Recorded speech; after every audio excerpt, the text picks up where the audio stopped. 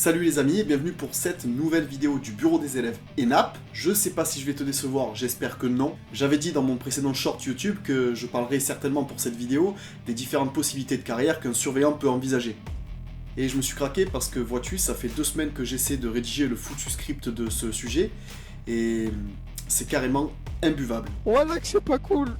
C'est tellement pas cool, frère. Voilà que c'est pas cool, frère. J'ai donc choisi de repousser le sujet à plus tard, parce que sinon je t'aurais pas sorti de vidéo pendant 2 mois. Et aujourd'hui, comme tu l'as vu dans le titre, je vais essayer de t'expliquer au mieux quels sont les horaires de service et les rythmes de travail les plus courants quand t'es surveillant pénitentiaire. En gros, c'est quoi notre planning? Ce sujet il vient pas de nulle part et je tenais d'ailleurs à remercier Yolande Lebrun qui a laissé un commentaire la semaine dernière. Et c'est donc grâce à son commentaire qu'on fait la vidéo d'aujourd'hui. Alors je le précise pour mes potentiels détracteurs. Oui, c'est bon les gars, je travaille en pénitentiaire et je sais qu'il existe quasiment autant de types de planning que de prison en France. Et surtout, si quelqu'un peut faire mieux en termes d'explication pour des novices ou des gens qui ont jamais entendu parler de pénitentiaire, je me ferai un plaisir de m'abonner à sa chaîne. Comme d'habitude, petit résumé de la vidéo d'aujourd'hui, je vais t'expliquer les rythmes de travail les plus courants, à savoir le service en 3-2, également le service en 12 ou 13 heures selon le type d'établissement, et pour que ça te paraisse moins obscur, je te ferai une petite simulation de ce que donnent ces roulements. Comme ça, si tu souhaites intégrer la pénitentiaire, au moins tu seras avisé sur ce qui t'attend en termes de rythme de travail. Si tu as des questions suite à la vidéo,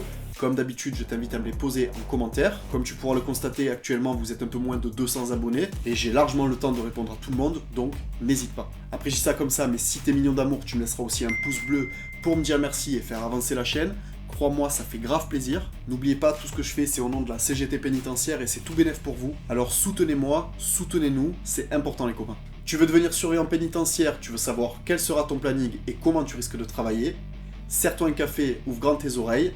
C'est parti, let's go.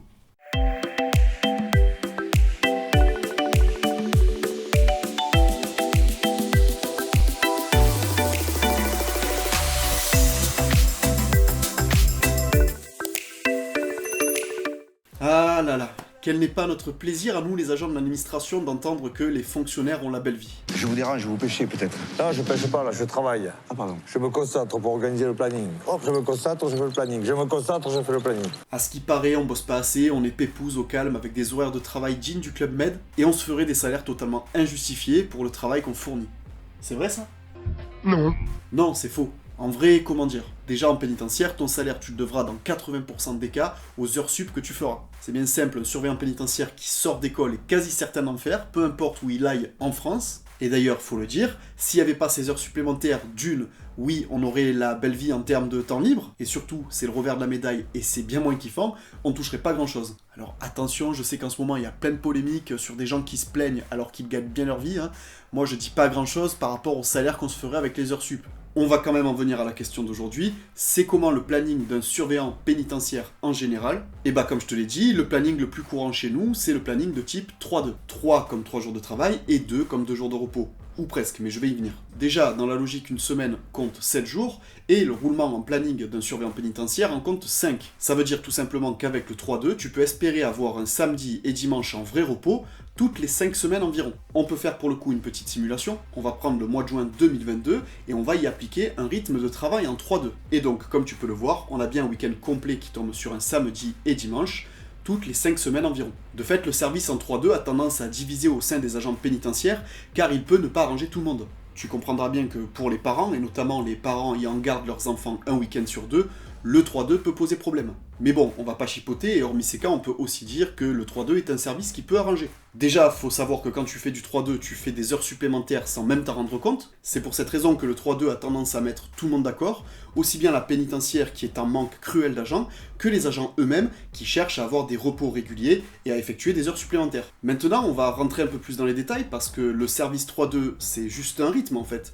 Mais quels horaires on fait vraiment quand on fait du 3-2? Eh bien pour comprendre ça, il va falloir d'abord que je t'explique les différents types de journées, de services dans la journée, que peuvent faire les surveillants pénitentiaires. Et ensuite on reviendra à la question de notre 3-2. Déjà quand tu es surveillante ou surveillant, tu comprends bien que tu ne peux pas faire des horaires de bureau, ou pas forcément. Certains diront que c'est logique, comme tu t'en doutes, puisque les prisons sont ouvertes en permanence, et donc nous, les personnels de surveillance, avons des horaires variables. Pour ce faire, c'est simple, il existe 4 types de services. Le service du matin, dont les horaires varient selon le type d'établissement de 6h45 à 13h30, on le notera M. Le service d'après-midi que nous appelons aussi service du soir et qu'on note S, et dont les horaires varient de 12h30 à 20h. Le service coupure qu'on note C, là on travaille simplement sur des horaires de bureau, type 8h, midi, 13h30, 18h. Je ne veux pas trop rentrer dans les détails puisque j'essaye de vulgariser la chose, mais la coupure en fait peut varier aussi puisque c'est quand on prend des postes type infirmerie, ateliers sociaux, etc. Donc en fait, la coupure s'adapte aux horaires de l'endroit où tu te situes dans la prison. Et enfin, le service de nuit qu'on note tout simplement N, et ses horaires varient de 18h30 à 8h du matin. Alors oui, je dis 18h30, 8h du matin, mais ne panique pas, je vais revenir sur le sujet dans 2 minutes pour t'expliquer tout ça un peu mieux. Au final, c'est quand même avec ces 4 types de services qu'est construit le planning en 3-2. Forcément, il y a des règles qui régissent tout ça et des textes de loi, et les agents planificateurs qui feront ton planning ne peuvent pas faire n'importe quoi. Du moins en général et quand le service est réglo. Pour la suite, voici donc quelques exemples de services 3-2 qui peuvent exister dans différentes prisons. Un service soir, matin-nuit, DN, RH. Un autre soir, coupure, matin-nuit, DN, RH. Ou encore un coupure soir, matin-nuit, DN, RH. On retrouve ici donc le rythme 3-2, mais comme tu peux le voir, les journées sont interchangeables. Un truc à retenir, c'est que si dans l'établissement où tu travailles, le rythme de 3-2 c'est celui-ci, alors tu auras toujours ce rythme précis qui se répétera sans fin. Si tu as tout suivi, tu dois forcément te dire que je suis un tout petit peu à l'ouest, puisque je ne t'ai pas parlé des DN et des RH. Qu'est-ce que c'est ces DN? Qu'est-ce que c'est ces RH? Bon, déjà, tu as bien compris que c'était des jours de repos, oui.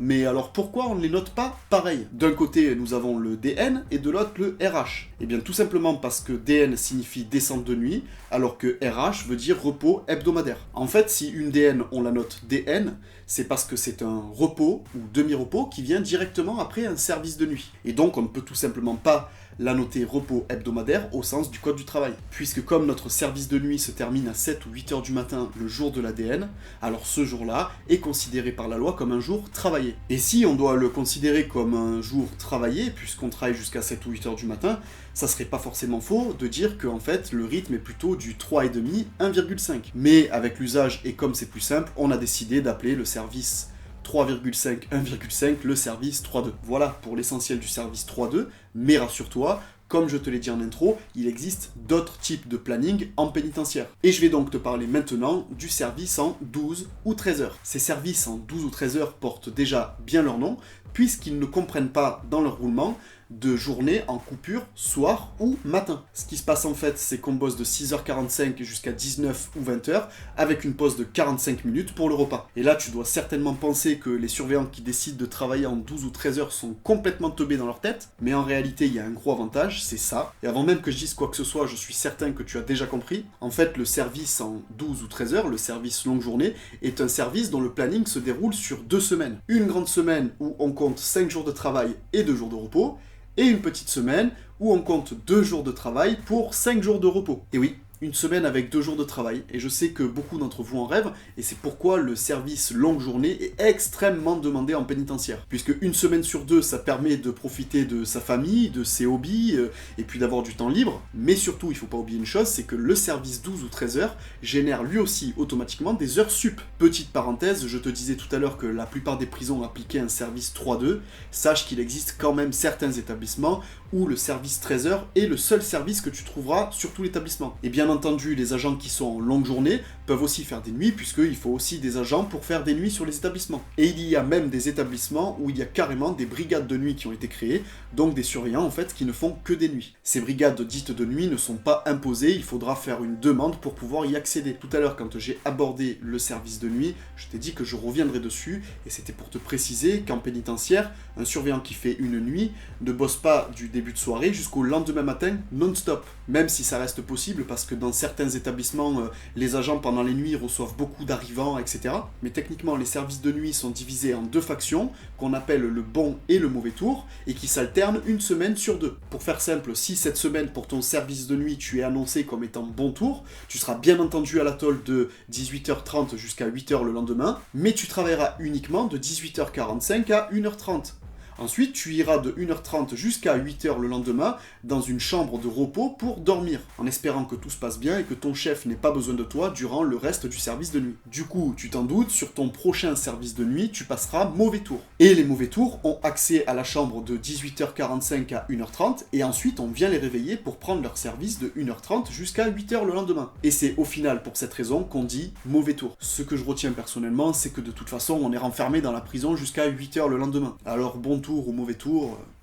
Bon, maintenant que j'ai dû perdre les 3/4 des gens, désolé si le sujet est encore complexe, même si je fais de mon mieux pour vulgariser tout ça, je vais te parler du 3e type de planning. Là aussi, ça dépendra de l'établissement dans lequel tu es affecté après les nappes, et ça dépendra surtout de ton ancienneté pour pouvoir accéder à ce type de poste. Car je vais te parler des postes dits fixes, ou tout simplement les postes fixes. Ici, c'est extrêmement simple, les agents en poste fixe travaillent du lundi au vendredi sur des horaires de bureau. Le gros des avantages des agents en poste fixe, s'ils ne sont pas rappelés pour remplacer quelqu'un qui est absent, c'est qu'ils ne génèrent aucune heure sup. Et donc, sans grande surprise, il est rare que des surveillants sortant d'école demandent à accéder à des postes fixes, puisque généralement on rentre en pénitentiaire pour faire des heures sup et pour se faire un peu d'argent. Je précise aussi que dans la majorité des établissements, les postes fixes ne sont pas attribués aux jeunes surveillants. Il faut avoir quand même un minimum d'ancienneté pour y prétendre. C'est sûr que si je te prends l'exemple de Fleury-Mérogis, il y a tellement besoin d'agents et il y a tellement de postes fixes à combler qu'il n'est pas improbable qu'en sortant d'école, on te propose directement d'accéder à un poste fixe. À ce moment-là, ce sera à toi de choisir lors de ton affectation sur Fleury-Mérogis si tu souhaites ou pas demander un poste fixe. Pour faire le bilan de cette vidéo ultra simplifiée sur le planning des surveillants, et je m'excuse encore pour les collègues qui vont dire que je raconte n'importe quoi ou que j'ai pas parlé de leur cas en particulier, je vais te faire un tableau. Je t'ai dit qu'il existe 3 types de planning différents, le service en 3-2, le service en longue journée et le service en poste fixe. Dans les établissements, il arrive que les directions remanient le planning et demandent aux agents de voter pour le service qu'ils apprécieraient le plus de faire. C'est suite à cela que des types de roulement sont instaurés dans chaque établissement, mais dans la grande majorité des établissements, il y a tous les types de services. Ça permet aux agents planificateurs et à la direction de l'établissement de disposer de tout un panel d'horaires pour pouvoir combler les postes. Face à tout ça, ce qui ne change pas, c'est que les surveillants ont quand même droit à des vacances. Et là, crois-moi, il y a de quoi être satisfait. Pour le coup, je vais pas faire mon syndicaliste de base. Si tu souhaites d'ailleurs m'entendre parler de ces droits en vacances et des autres avantages, je te suggère de surveiller la chaîne car la vidéo ne tardera pas à sortir. Je te parlerai dans celle-ci de nos droits fondamentaux, tels que le droit au congé maladie, le congé longue maladie, le congé longue durée, le congé maternité, le congé paternité, la mise à dispo, l'avancement. A few moments later. Bref, garde un œil sur la chaîne parce que ça va tomber d'ici peu. Avant de te laisser, et d'ailleurs pour toutes celles et ceux qui sont restés jusqu'ici, vous saurez que le service en 3-2 n'est pas l'enfant unique de la pénitentiaire. Il existe aussi des services en 4-2, en 4-3 et parfois même en 3-3. Et tu l'as compris, donc la seule différence, c'est qu'il y a généralement un jour de travail en plus ou un jour de repos en plus. Et même s'ils ont l'air sympas, notamment le 3-3, 3 jours de travail, 3 jours de repos, sache que quand même, dans la majorité des cas, c'est le 3-2 qui est le plus représenté en pénitentiaire. Voilà, j'ai fait à peu près le tour du sujet. Tu le sais, si tu as des questions, tu peux me les poser en commentaire sans problème. Pour le moment, je peux encore répondre à tout le monde, et c'est ce que je fais généralement. Je pense pas avoir laissé de commentaires sans réponse, même si le nombre d'abonnés est en train d'augmenter et que ça fait grave plaisir. D'ailleurs, je vous remercie en mon nom et au nom de la CGT pénitentiaire de vous être abonné à cette chaîne, de nous faire confiance, de pouvoir vous proposer régulièrement du contenu sur un milieu, un métier qui est très peu connu en France et qui malgré tout a ses problématiques, ses particularités et son mot à dire. Donc si c'est pas fait, je ne peux que t'y encourager. Abonne-toi, active les notifications. Tu peux m'écrire sur l'adresse mail cgt.enap@gmail.com. Tu peux également nous rejoindre sur la page Le Bureau des élèves ENAP ou le groupe Facebook qui porte le même nom. Et surtout, pour nous faire plaisir, lâche un petit pouce bleu. Ça permettra en même temps de rappeler à l'algorithme YouTube qu'on existe. Je laisse ton cerveau se reposer après ces explications encore très carabinées, l'ami. Je te dis à très vite sur notre chaîne et porte-toi bien. Ciao.